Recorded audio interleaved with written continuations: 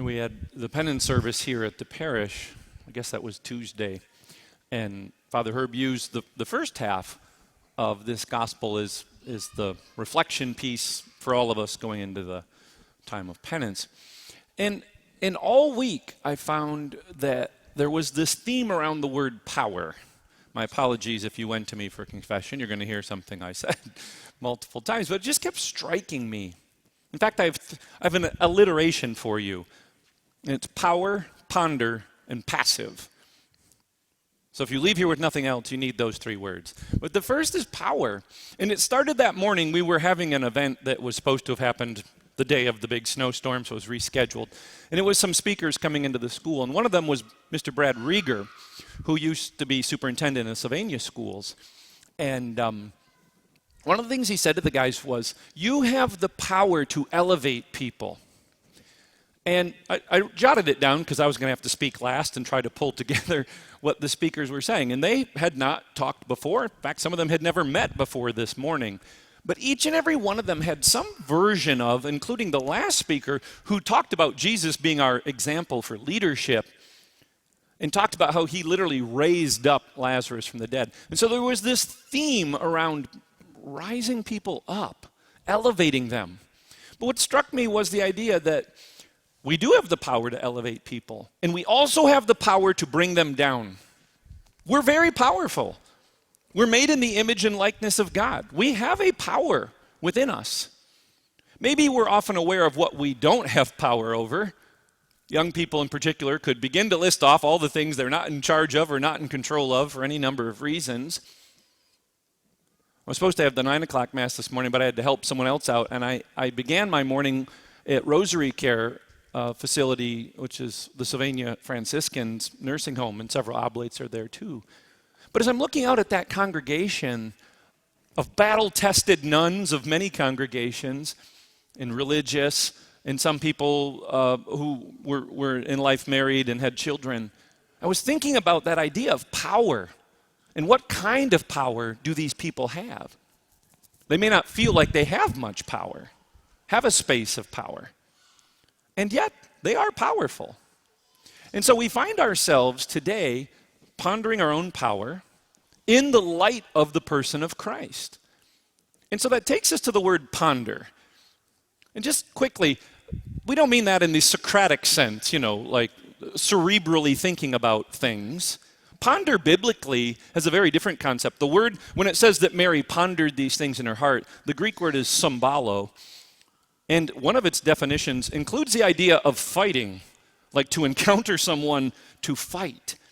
And so what's with it is this idea of something very complicated and difficult. And so we think of Mary at the foot of the cross, pondering. We think of Jesus in the Garden of Gethsemane, pondering. Or as he says it here, like, this is what I'm supposed to do? What am I supposed to just call it off? And so we ponder, because pondering is what we do when we hold the tension of suffering, when we realize we're powerless in a space. Something I kept saying all week in different confessions I had was, one of the things I love about our crucifix here, and if you've never done it, I highly invite you to stand underneath it. It's a little scary. It's big. And I don't know about you, but I can't help but go, ooh, what if the cords let loose? It's heavy. But stand under the weight of the cross and see him say to you, do you get it? Do you get it now? That as he talked about a seed that has to die in order to bear fruit, this is what power is. But we have to ponder it. When we've had those gut-wrenching, heart-breaking sufferings in our lives and we realize we're powerless to change it or fix it, then and only then can God really enter into our lives.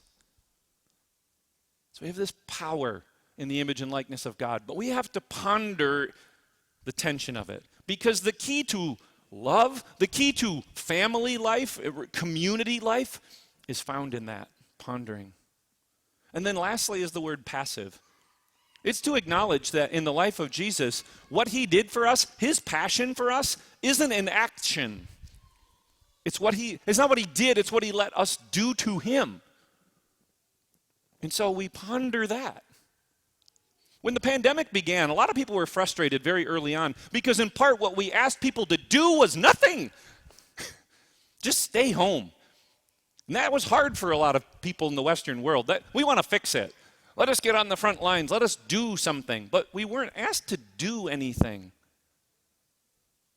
And again, modeled in the person of Jesus, even though his whole ministry is filled with action, elevating people, raising them up, literally raising Lazarus, our salvation is inaction, if you want, or more correctly, passive, which ties neatly to the word passion. And so when we feel powerless, when we have that gut-wrenching suffering, you see how these words start to sit one on top of the other. This is the King of Kings who taught us how to live and die. By acknowledging our power and using it to not be afraid to die as the seed must. All trees that bear fruit do so not to feed themselves, right? Trees do not bear fruit to feed themselves. That's a nature fact. Whether someone believes in God or not, that's true. Trees do not drop fruit to feed themselves. And we are being called to take our power and elevate others, and to ponder the times and spaces when we can't, and then to not be afraid to die to that situation, to let it go. And then and only then can God really work a space in our lives. We know that on the intellectual level, but we experience it through all the mysteries of our church, and most powerfully in this Eucharist, to say we will taste it. We will taste those truths of power and pondering and passivity. And so as we prepare for Holy Week, as we always prepare every day for what God brings to our lives, joys and sorrows, things that we understand and things that we don't, we come to this table to be filled, to be refreshed, so that no matter what else happens, we are grounded in this mystery that God himself, in the person of Jesus, said, that's how I'm going to do it. Why? Because it's the way it's done. It's the only way it can be done. We are powerful, but we have to ponder the spaces in which we are not. And we can't be afraid to let those things happen to us, because in that space, if we let ourselves die, then and only then can God really enter so that we will bear fruit. As I'm looking out at those people in this nursing home and saying, like, you have borne fruit.